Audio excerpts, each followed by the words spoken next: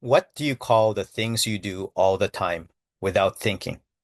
Like walking every morning right at 7 a.m. or studying grammar every single Tuesday evening.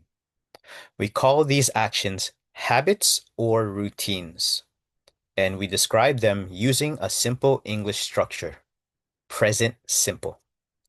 For routines, the rule is easy. Just use the basic verb, I walk. But remember, for he or she, we must add an extra letter. She walks or he reads. Every day is our big clue. It tells us the action is a habit.